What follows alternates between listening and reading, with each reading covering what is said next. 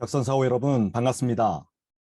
주님의 은혜 가운데 여러분 모두 항상 건강하시고 매일매일 하나님의 평강이 벽산 공동체와 여러분 가정 가운데 함께 하시기를 기원합니다.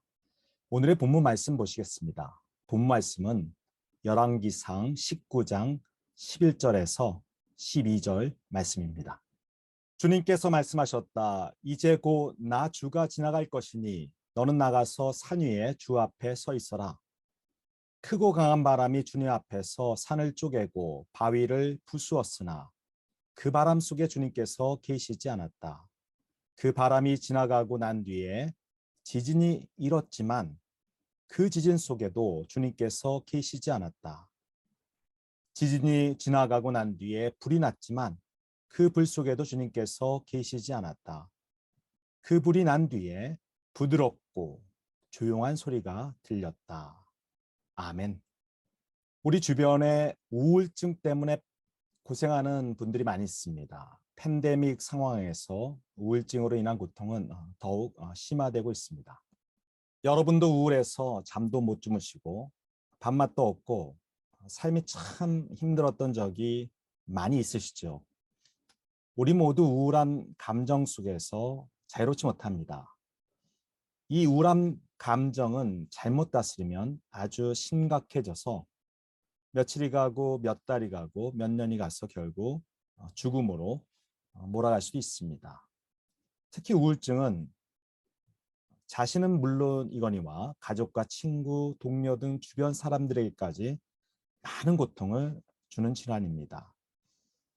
우울증이 전염병은 아닙니다. 하지만 마음과 마음이 가장 맞닿아 있는 가정에서는 그 어둠의 그림자가 그대로 가족들을 힘들게 하고 또 우리 동료들을 힘들고 고통스럽게 하기도 합니다. 오늘의 말씀의 주인공인 엘리야 선지자도 우울증적인 모습을 보이고 있습니다. 그의 우울증은 심리적인 우울증이면서 또한 영적인 우울증이기도 합니다. 우울증의 최악의 종착역이 자살이라고 이야기합니다. 엘리야 또한 죽고 싶다는 그 마음을 오늘의 말씀에서 토로하고 있습니다. 주님, 이제는 더 바랄 것이 없습니다. 나의 목숨을 거두어 주십시오. 죽고 싶다는 그의 말이 그의 힘들고 그의 우울하고 고통스러운 마음을 가장 잘 표현해주고 있습니다. 엘리야는 어떤 사람입니까? 구약 성서의 위대한 선지자입니다. 엘리야만큼 기적을 많이 행한 예언자는 구약 성서에서 찾아볼 수 없습니다. 사람을 살리고 가뭄으로 고통받는 곳에 비가 내리게 한 능력을 가진 예언자였습니다. 이런 위대한 엘리야 선지자가 오늘 본문에서 보는 것처럼 아주 무력하고 아주 심약해 보이고 우울해 보이는 것은 무엇 때문입니까? 도대체 무슨 일이 있었기에 이런 힘들어하는 모습을 보이고 있는 것입니까? 바로 앞장인 18장을 보면 무슨 일이 일어났는지 알 수 있습니다. 엘리야 선지자가 활동하던 시대에는 아합이라는 사람이 왕으로 있었습니다. 아합 왕은 두 가지 면에서 문제가 아주 많은 사람이었습니다. 그는 북이스라엘 왕국의 왕이었지만 하나님을 섬기지 않고 우상신을 숭배하였습니다. 또한 정치를 하면서 불의한 일을 많이 저질렀습니다. 그때 커다란 가뭄이 들었습니다. 몇 해 동안 비가 오지 않아서 이스라엘 백성들이 고통을 당하고 있었습니다. 이 가뭄을 해결하는 과정에서 엘리야가 믿는 여호와 하나님이 참신인지 이방신인 바알과 아세라 신이 참신인지 이방신을 믿는 850명의 사제들과 엘리야는 대결하는 일이 벌어졌습니다. 이 대결에서 엘리야는 승리하고 약속에 따라 우상 숭배자들이 처형되는 사건이 벌어졌습니다. 그리고 그의 기도를 통해서 비가 내리는 기적이 이루어졌습니다. 그러나 이러한 기적을 통한 승리는 잠시뿐이었습니다. 이 소식을 들은 아합의 왕비인 이세벨 왕후는 엘리야를 당장 죽여버리겠다고 선언합니다. 생명의 위협을 감지한 엘리야는 급히 도망을 쳐 유다 지역에 있는 광야로 가게 됩니다. 그리고 막막한 광야를 홀로 걷다가 한 로뎀 나무 아래에서 하나님께 기도를 합니다. 하나님, 저의 목숨을 거두어 주십시오. 엘리야는 인생의 좌절에 마주하게 되었습니다. 심리적인 좌절감일 뿐만 아니라 영적인 좌절감이었습니다. 그는 영적인 우울증에 빠져버렸습니다. 이세벨 왕후가 자신을 죽이겠다는 전가를 받고 엘리야는 도망하면서 이러한 좌절감에 젖어들었지만 그가 놀라운 기적을 행한 이후에 이렇게 심하게 좌절하는 모습은 아주 흥미로운 대목입니다. 우리는 우리 주변에서 이런 경우를 종종 목격하게 됩니다. 이들은 어떤 큰 일을 성취해 놓고 심한 좌절감, 심한 우울증에 빠지는 경우가 많이 있습니다. 사람들에게서 인정받는 일을 해놓고 공허감과 허전함에 시달리는 경우가 많이 있습니다. 엘리야 선지자는 왜 이러한 깊은 우울감에 빠지게 되었습니까? 우울증이 깊어져서 죽고 싶은 마음이 든 이유는 무엇입니까?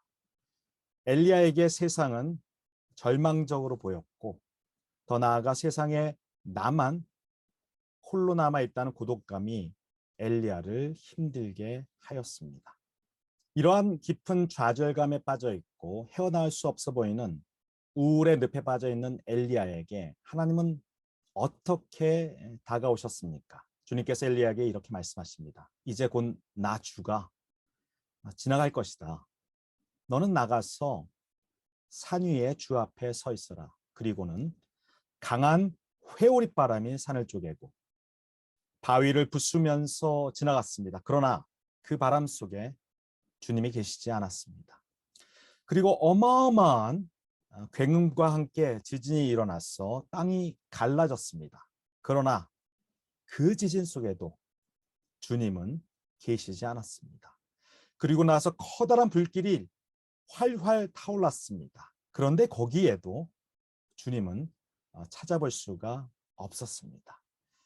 강한 바람, 지진, 그리고 불길이 다 지나간 다음 어딘가에서 아주 부드럽고 조용한 한 소리가 들려오는 것이었습니다. 바로 그곳에 주님이 계셨던 것입니다. 그리고 이러한 소리가 들려왔습니다. 엘리야야, 너는 여기에서 무엇을 하고 있느냐? 그리고 나서 주님의 말씀이 이어집니다. 너에게 적대적인 아합 왕이 죽고 새로운 왕 예후가 이스라엘을 통치하게 될 것이다.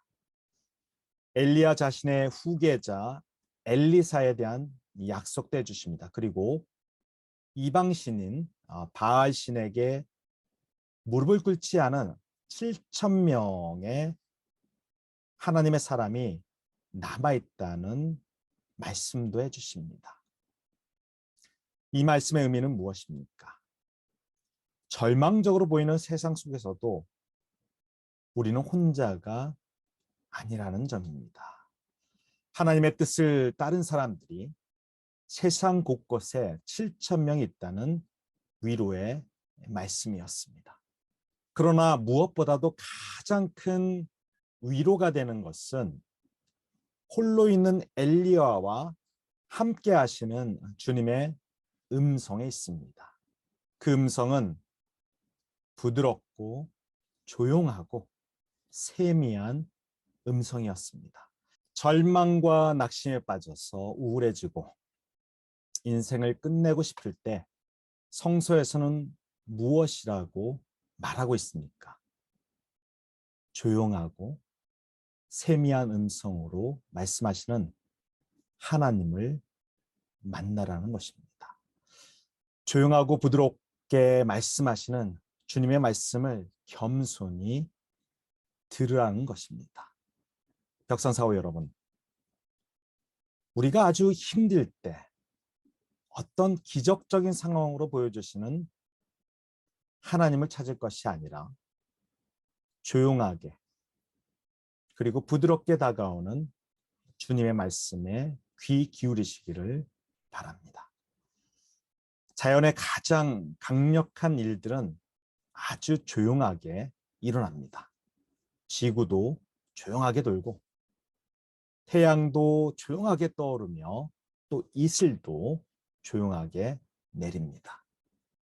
우리의 숨소리도 조용하고 하나님과 우리의 영적인 교감도 조용한 가운데 이루어집니다.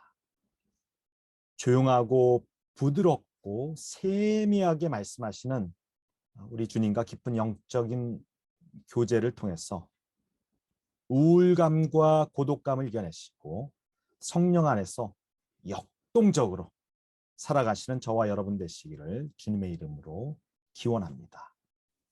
우리 함께 기도하시겠습니다. 사랑과 은혜의 주 하나님, 광야 같은 인생 속에서 저희들 절망하고 고독감을 느끼며 우울감에 빠질 때가 참 많이 있습니다. 주님, 엘리야가 세미한 주님의 음성을 들으며 그 이후에 새로운 힘과 새 비전을 가지고 나아갔던 것처럼 우리 벽산 사우들 조용하고 부드럽고 세미하게 말씀하시는 우리 주님과 영적으로 교감하는 가운데 우리의 고독감, 우리의 우울감을 이겨내고 성령 안에서 힘을 얻어서 역동적으로 살아가는 저희가 되도록 인도하여 주시옵소서. 예수님 이름으로 기도하였습니다. 아멘.